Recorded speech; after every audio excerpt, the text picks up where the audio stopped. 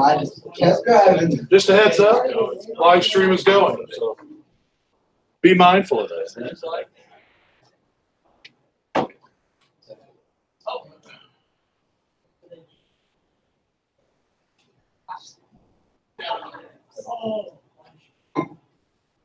right, good morning. Good morning. Okay, barring a fog delay, then I will not be here along with some of you. But if assuming everything goes as it should tomorrow, I don't know that we're going to have a fog delay. But Mrs. Nelson will be here. She'll be your sub. And what I want to do is go ahead and kind of give you an idea what I'm asking you to work on. So hopefully I can answer some preemptive questions. And that way when she's in here, she can mostly just be worried about getting you to start, and then you guys can keep rolling on that.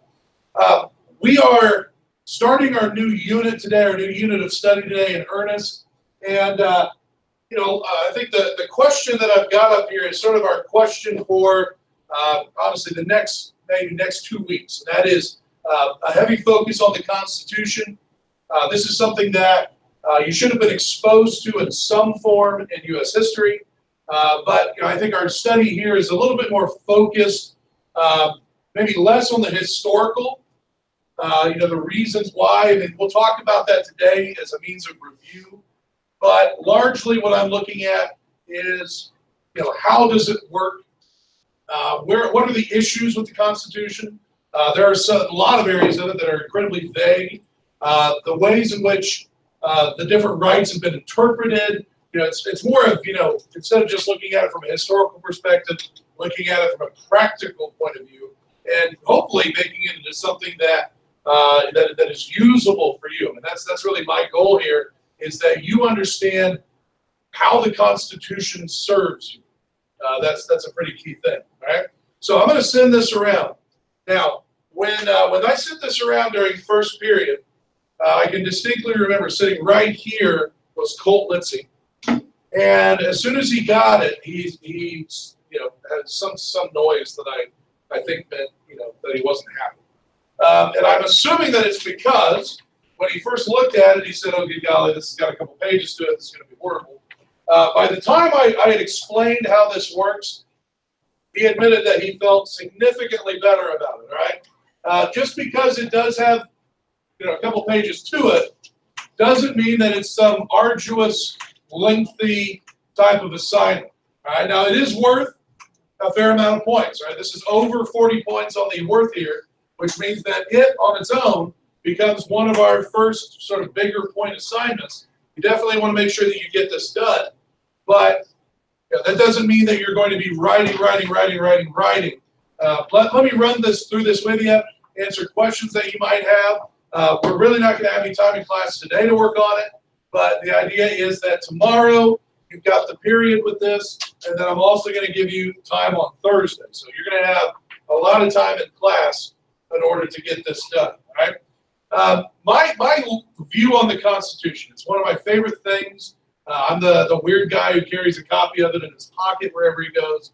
I just think it's inarguably one of the most important documents that this country has ever seen. I mean, I would place it significantly higher than even the Declaration of Independence. The problem that I have, though, is that I feel like a lot of people either don't understand what it says or they think they do. And I love to see social media posts about, well, the Constitution says this, and then they're talking about something that it's just wrong. Okay, so I want you to understand in a practical sense what the Constitution says. So the point of this is, yes, it's for points initially, but I want this to be sort of like your version of the Constitution. This thing was written and ratified in 1789. People spoke differently then, right? This part of the problem with that time period in U.S. history is that it was a time period where people felt that they needed to use 100 words to say 5. Does that make sense? Like, we're going to just talk when we could have probably just said it in a couple of minutes, right? So the Constitution can get a little bit wordy when I think we can sum up the point, the gist of the document in a much simpler way. And that's what we're doing here. All right, I have divided this into two sections. Part one, this is on the front page, it says the articles. Okay, this is the Constitution as it was originally put forward in 1787 and was eventually ratified in 1789. This gives us the how of our government. All right, this tells us how our government works. And I mean, it's worth noting that it's 2019 and we're still using it. So it's a pretty good guide. All right, then you go over to the second page and you've got section 2, the amendments. Since 1789, we have made changes to this document. Changed it 27 times, which is not bad considering how old it is. And you know, these I don't think necessarily apply. In some cases they do, but they don't necessarily apply to how government works. I feel like most of our amendments are geared towards, you know, different rights that you have as an American that the Constitution initially wasn't super clear. All right, the entire existence, for example, of the Bill of Rights, the first 10 amendments to the Constitution, is because there were Americans who read Part 1 and said, what about free speech? What about freedom of religion? What about all these rights that we need? If we don't write them down, then who's to say that we'll actually be able to use them? So that's where the amendments come in. And, you know, look, you know, what I'm asking you to do here is to keep it short, is to keep it sweet. All right, I'm going to give you a freebie here to show you what I mean. Give you a freebie. Okay, so on the front page, under the section which talks about the articles. Okay, Article 1 is the longest single part of the Constitution. It's extremely wordy. But I think for the purpose of where we are right now in our study, it's enough to simply understand that Article 1 tells us how the legislative branch is going to work. So I'm content for you to write 2 words, legislative branch. Or if you want to get down to 1 word, write Congress. But that's all you got to have. Okay, we'll get into more depth on it when we talk about Congress. We'll have a very specific study of Congress. We'll get more into it. But for right now, no. Right now, it's enough for you to simply know Article 1, Congress. Article 1, legislature. That'll suffice. Now, the only thing that I will caution you on, you know, I'm telling you, be short, be sweet, but don't make it like too vague. All right, I'll give you another example, and this ends up being another freebie for you. Okay, so if you go to section 2, there. All right, if you go to section 2, and I'm looking at the 8th Amendment. Looking at the 8th Amendment. What I will see sometimes is that students will simply write the word punishment on the 8th Amendment. That's not going to cut it. That's not going to get you the credit for that, right? The 8th Amendment is not about eliminating punishment. Right? It's not about saying, look, you know, you committed a crime. Oh, well, you're good. You know, it's not what it's about. The 8th Amendment prohibits a certain kind of punishment. And you got to be clear on it. All right? You know, to give you an example here, if old Brayden Kane here gets pulled over for speeding. Has that happened before? No, okay. Now, can we punish Brayden for that? Sure, right? We can give him a ticket. All right, if he gets pulled over enough times, they can even take his license away for a little bit, right? We can punish him, sure. Well, what we can't do is say, listen, Brayden, you've been pulled over for speeding 3 times. And since your foot is what is pushing down the accelerator pedal, we're going to have to remove that foot. Like, we can't cut his foot off as a punishment for that crime. That's where the 8th Amendment comes in. The 8th Amendment prohibits cruel punishment, unusual punishment. So if you wanted to get full credit there, I would need to see cruel and unusual punishment. All right, so that's where I'm just trying to caution you. Short and sweet is good, but don't be so short that you're overly vague. And I don't know what it means, and I'm fairly certain that if you were to use this, which I hope that you will over the course of the next semester, that, that's not going to help you. So be careful with that. Just be aware.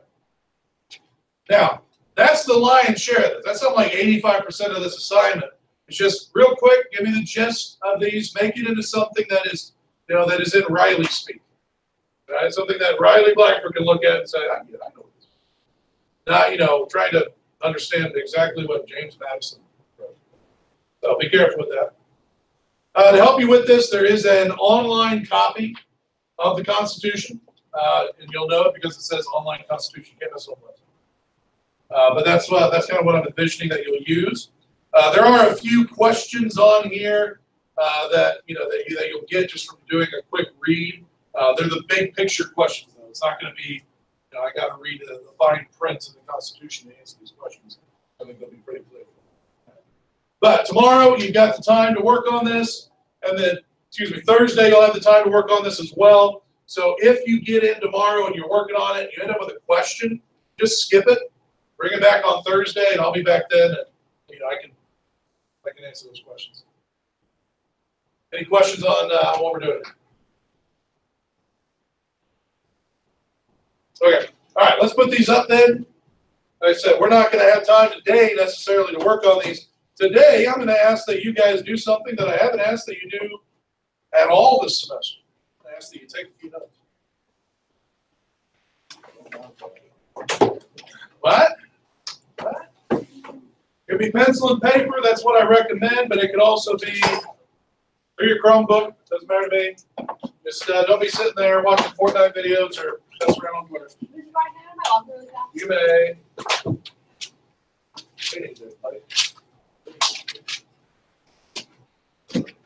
I don't have one.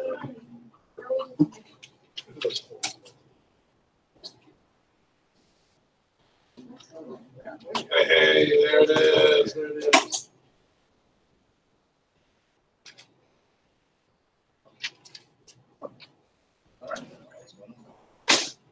All right, now, so the assignment that I've given you is focused in on how the Constitution works, and hopefully by the time we're done with that and we talked about it, gotten your questions answered, hopefully you'll understand kind of how that thing works. What I want to focus on today is the why. Why do we have the document in the first place? And I know that if you took me through U.S. history, we spent some time with the Constitution, and every single thing that I'm going to talk about today, we talked about last year. Now, it may not, immediately come to mind, but I can assure you everything was covered, and I'm going to assume the same for ACP, right? But yeah, we're going to look at the why, and I think a good place to start there is to remind you that the U.S. Constitution, as great as it is, as strong as it may be, right, it is not the very first government that we had. It's not like we became a free country and we have the Constitution. No, we struggled through one of the biggest fails in American history right off the bat. And I'm going to come back to that. And that was the Articles of Confederation. So hearing that, Articles of Confederation, does that ring any sort of a distant, foggy bell? Okay, I'm hoping it does. I don't expect it to just be super clear in your mind, but I'm hoping that we can remember hearing about this. When we talked about this here in U.S. history last year, that was when I had that table up here. We had the Post-it notes. We put them up on the board and all that. But this is the first version of American government. This is what is going to get us through the revolution and the ensuing 6 years after that. So this, it's not like this was a one-year mistake. We stuck with this, for the better part of 12 years, 12, 13 years. But let's just kind of review what the problems are here. Number one, write in the definition. It is identifying this country as a confederation. And as you can see, I've given you this definition up here. A loose association of states. All right? This is like, this is 1781. We have just beaten England. and now we've got to stride forward as a brand new country. I think that's probably, more of a time than ever where we need to be strong and we need to be unified and we need to be connected. And here we are identifying ourselves as just a loose association of states. All right, we'll work together, when it works for us. But for the most part, we're just going to kind of do our own thing. We've got a government here where the power of government is in the individual states. It is not in a national kind of government. All right, so I want to stress that point. Under this form of government, the power is in the states. And unless it's, whatever issue they're dealing with is an issue that every state will be affected by, they're likely to just focus on themselves and not worry about everybody else. There is no president. There is no national court system. So if Brayton does get threatened with having his feet cut off, sorry about you, buddy. All right, we're going to have to call you stumpy. I don't know. You're screwed. Because Brayton doesn't have anywhere to appeal that to. We don't have a court system. The only thing we have is Congress. And they don't really have any power either. The decision-making power lies with the individual states, all right? And so I think we can break down the problems with this form of government by identifying a couple of very specific failures that are going to be fixed by the U.S. Constitution.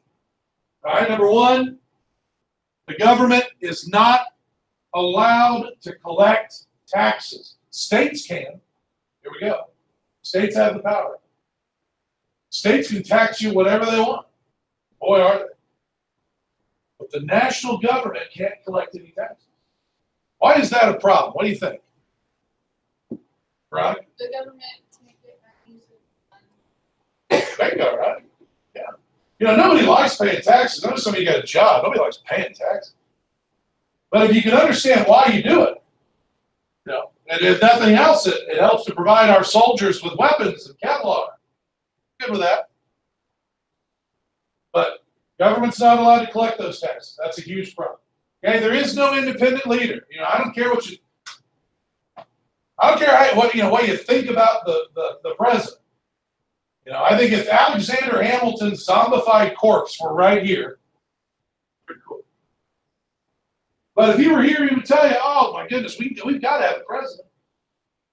We need to have an energetic president who can answer a crisis quickly. Here in a minute, I'm going to review with you a little crisis called Shays Rebellion. When that crisis broke out in Massachusetts, that's where it all was centered, they were freaking out. And they begged the National Congress to help them out. And they were happy to do it, but they had to reach out to every single individual state and say, what should we do? That took forever. We had a national leader to make a snap decision, get this taken care of. Didn't happen. All right? Something that I think is a bigger deal than most people realize. All right? The government doesn't have the power to regulate any commerce. All right? Cotton doesn't grow up north. You can't grow cotton in Massachusetts. But that doesn't mean the folks up there don't like a good cotton shirt. So if they're going to make cotton shirts, they're going to buy that cotton. They're going to buy it from South Carolina. No? Who knows? Maybe the fine folks in Boston say something about slavery. Tick off South Carolina. South Carolina says, you know what? Screw you. Now I'm going to charge you double for cotton. Man, that's the type of crap that's going to bring us to a civil war. Now, there's nothing anybody can do about it because the government can't keep these states straight. It's a real problem. Last but not least, let's say that my good buddy Riley Blackford here looks at this situation and says, you know what, guys, it's pretty screwed up. This document's got all sorts of problems. Right? They're angry too, okay? This document's got all sorts of problems with it. And Riley says, come on, man, let's sit down. Let's change it. Let's fix this document. Well, that's not going to happen. Because in order to amend or to change the Articles of Confederation in any way, maybe Riley says, you know, look, we really ought to have a president. We really need to have a president. Well, Riley has to get every single state to agree. It has to be a unanimous vote to change this document. I mean, I just got through watching you guys try to pick your class flag. There was drama with that. How was that possible? There was? Oh, I heard all sorts of discussion. And being the nerd that I am, I thought, well, if they can't figure out what their class flower is going to be, I don't think that 13 individual states are going to amend the Articles of Confederation. So Riley, no, you got a great idea, buddy. Not going to happen. Not going to happen. All right. So let's be clear here. First form of government, hashtag fail. All right. This is a fail, and we need to come up with something different. All right. So let me give you some questions here. All right. This is our last slide. I told you it's going to be a pretty quick discussion here. I'm going to go ahead and put these questions up there and talk a little bit about them. I think there's a couple of questions that we have to answer. Okay. First question is this form of government going to work if a national crisis were to break it? I threw Shays Rebellion up there. We'll talk more about that here in just a second. What happens if a real, true, legit national crisis happens? Are we going to be able to handle it? Okay, question 2 and 3, I think, kind of go together. All right. Do we need to give the national government more power? And if you say we do, then how are we going to be sure that we don't end up with another England? We don't want another king. We don't want a government with too much power. So how are we going to make sure that this power is checked? And then you got question 4. That's the big one. Yeah, there were a lot of people in 1787 that were very aware that slavery was terrible. One of them is my good buddy, Alexander Hamilton, one of my favorites. You don't know that? I know him well enough to feel it. No, but Alexander Hamilton, it's funny, is I just read an article, and somebody sent me an article from the New York Times, the very definition of fake news, said that Alexander Hamilton was okay with slavery. That bothers me. Man formed one of the very first anti-slavery groups in the United States. Yeah. The New York Manumission Society. Okay? So there were plenty of people. And heck, George Washington. George Washington is kind of like my idol, big GW guy. One of the things I struggle with Washington is that he was a slave owner. I struggle with it. But the thing, I can give him credit because in his last will and testament, he laid out that upon his wife's death, every single slave that they owned was to be set free. And that's exactly what they did. So to me, that tells me that this was a guy who knew that slavery was wrong. Right? I say this stuff because there's just as many people who don't want slavery to go, i.e., Tom Jefferson. My least favorite. So what do we do? What do we do about it? What do we do about slavery? So let me give you the answers. Let's talk through the answers, and then that's it for this quick discussion. Right. So question number 1, is this going to work in crisis? We don't. It doesn't. Absolutely not. Let's talk about Shays Rebellion real quick. Already said Massachusetts. You got a farmer up there, Daniel Shay. Remember I told you? States. States are allowed to collect taxes. States are allowed to collect taxes. And boy, is Massachusetts collecting taxes. All right, they're taxing everybody out of their homes. Literally. Okay, they're grabbing people's home and land because nobody can afford to pay their taxes. Daniel Shea, who fought in the revolution, stands up and says, screw that. I didn't just go fight and bleed and watch people die so you can pick a home. So he puts together a bunch of like-minded farmers, and they have a little rebellion up there. But it's bad. Massachusetts is freaking out, and they reach out to the national government, please help us. We can't stop this. This is anarchy. It's the worst part of the purge. What are we going to do? Help us. The national government said, we will help you. We just got to get some money first. You know, we don't have any of that. Can't collect that. So the national government, whatever it is, reached out to every single state and said, brothers, can you spare a dime? How many of those other 12 states do you think ponied up to help out our good friends in Massachusetts? You're right, bro. That's 0. No, we're good. They'll take care of it. And, you know, fortunately, they finally did. But once this is over, I'm sure there's some states thinking, oh, my gosh, this could happen to us, right? All right, what happens if I were South Carolina, I'd probably be thinking, you know, we got more slaves than we have whites. What if they figure that out? What are we going to do? Is anybody going to come help us? Well, probably not Massachusetts. I could see Massachusetts waving the proverbial middle finger and saying, screw you. All right, so that's kind of the Boston Tea Party moment that brings up the constitutional discussion here. Okay. All right, so I said 2 and 3 kind of go together, so let's take a look at the answers together.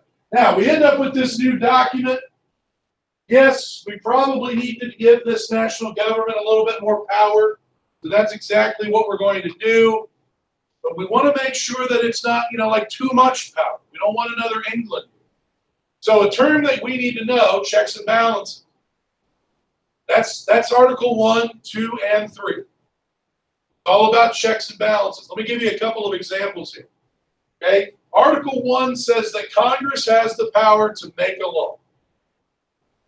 But before it becomes a law, it has to go to whom for a signature? President. President can sign it into law, or he can what? Veto. So that is a classic example of a check and a balance. Okay, Congress doesn't just have all the power here. They've got this little check there at the end to make sure that, in this case, the president puts a check on Congress. Okay? So, another good example here. Article 2 says that the president can nominate Aubrey Adair to the Supreme Court. It's a good get, Aubrey, if he calls. I don't even know that. I don't know. If he calls, take that. And you know what? You're eligible, by the way. There's no age requirement to be on the Supreme Court. 5-year-old, good to go. You know his number? All right. 1-800-POST. But it's a good deal. It's a lifetime job. It's a 6-figure salary, Aubrey. 250 grand. You only work about 3-4 months out of the year. How do I get that? Well, the president's got to nominate. But it's not like the president just says, Aubrey Adair, Supreme Court, and you're on. No. The Senate has to confirm you. They have to say, yes, we're good. All right? So that's a check there. Talk about judges. We just saw that with Brett Kavanaugh, Supreme Court Justice. President Trump named him to the Supreme Court. The Senate had to confirm him, which they did. It was super close. It was like 54-46. Pretty close. But that's another good example of a check and a balance. Right? Another good example is the way that Congress is set up. And Congress is what we call bicameral. Anybody know what that means? Exactly. That's a great one. Cameral means chamber. 2 chambers. There we go. Yeah, 2 chambers. I feel like how is that not somebody's rap name? 2 chambers. There you go. 2 chains. And it would be chambers with a Z, I think, right? Chambers. Right? So, Congress has 2 chambers, and does anybody know the name of those 2 chambers? Senate and the House. Very good. All right, hey, I'm giving you the answers here. Good job. All right, Senate and the House of Representatives. Now, that wasn't the original plan, though. All right, when Jim Madison came forward and said, "I got a plan for the Constitution," he thought it should be unicameral, which means what? 1 chamber. 1 chamber.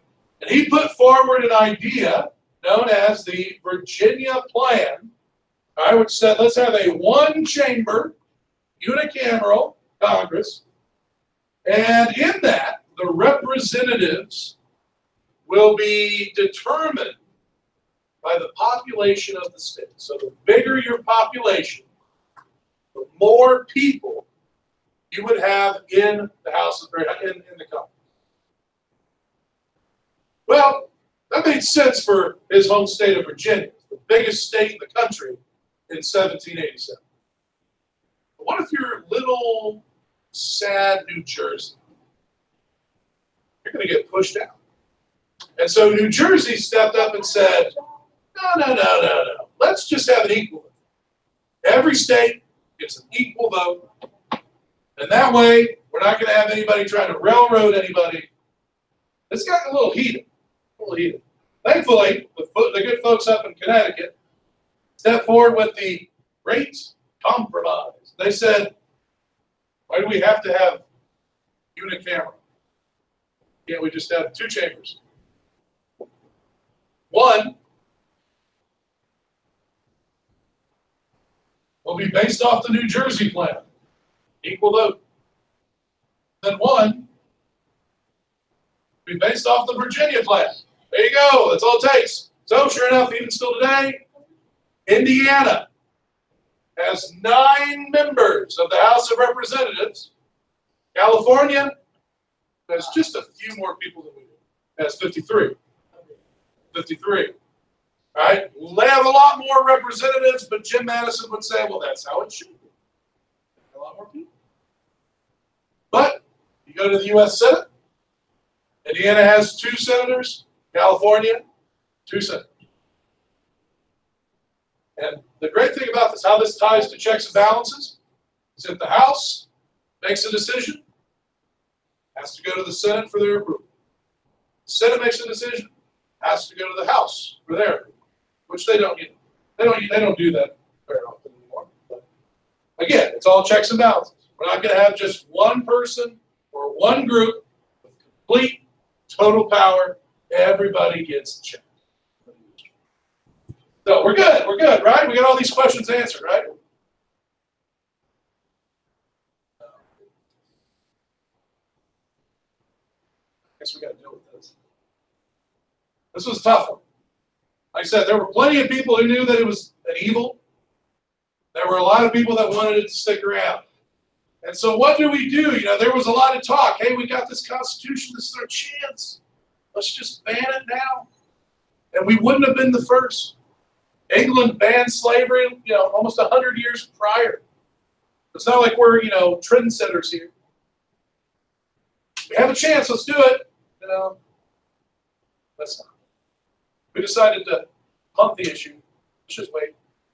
We actually put in the Constitution a year. We're going to wait till 1800. 1800 rolls around. We'll talk about this. 1800 rolled around. I don't know. Let's punt it again. 1808. We just kept punting and punting and punting. It was like the Super Bowl. We just kept punting and punting and punting.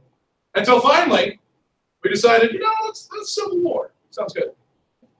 Let's just do that. That'll settle things. Now, this was, I think, a real low point. Like this is great. This is great. What we did with slavery, though, man, that leaves a nasty taste in your mouth. Not only did we not ban slavery, but, you know, consider the fact that there are, at that point in time, 5 states in the South: Virginia, Maryland, Carolinas, and Georgia. 90% of all slaves in the United States live in those 5 states. And in those 5 states, slaves make up 30% of the population. That's a lot. So to keep those southern states happy, we say, look, we're going to let you keep your slaves, at least till 1800. Don't see that. In the meantime, right, we're going to allow you to count those slaves as part of your population, which will help you in the House of Representatives. Now, those southern states, you know, they're saying, look, hey, we appreciate this. That's very kind of you. We don't need you to count them as a whole person. We don't even look at them as a whole. 3/5 of a person, that's enough. I think, God, that's horrible.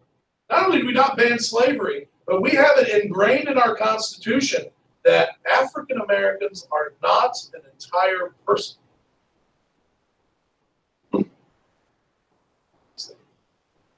But luckily, we'll figure it out. It only takes us, 70 years to figure out that's wrong. But we got it figured out in 1865. Good for us. That's good. Yay, way to go. All right, so we need to make sure we understand that compromise, right? So, now, based off of some of the stuff we reviewed here, any questions on? All right, let me give you some food for thought for our week. Nothing to write here. Let's just give you something to think about. Okay, you open up your weekly. It's going to ask you, in a good government, what should the government promote more of? Freedom or order? So to give you some food for thought, I'm giving you a scenario here. Hey, there's, I don't know, been some horrible apocalypse. And so now there's only 2 countries that exist. You have to live in one or the other. Your first option is free land. In this country, the people are free to do whatever they want. Children and adults can decide for themselves what they want to do. Go to school, sleep all day, watch videos, get drunk. There are no laws of any kind in free land. How many of you thinking that sounds all right? All right, again, if you've seen The Purge, okay? Then you've got option 2. You got to pick one or the other. Leader land. In this country, there's all sorts of laws. They've all been made by one man. People in this country are told by the leader where to live, how to dress, whom to vote for, etc. People lead safe and orderly lives as long as they follow the leader. All right, so which one? Where do we live? I think I'm gonna have to go to Freeland. Now, yeah, right. We're gonna have a condo in both places. Now, hey, before you guys get out of here, hey, listen.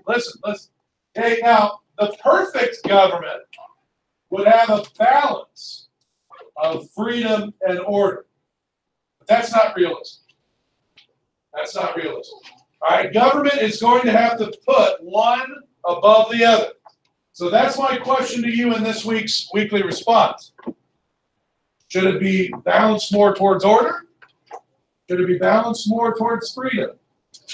Whenever you make your decision, should you tell me why? All right? That's it for today, guys. Good work. Bye, Juan. Bye, kiddo. I'll see you Thursday. Bye, Thursday. Oh, never mind. I'll see you I'm so Thursday. excited. And, I can't hide it. We got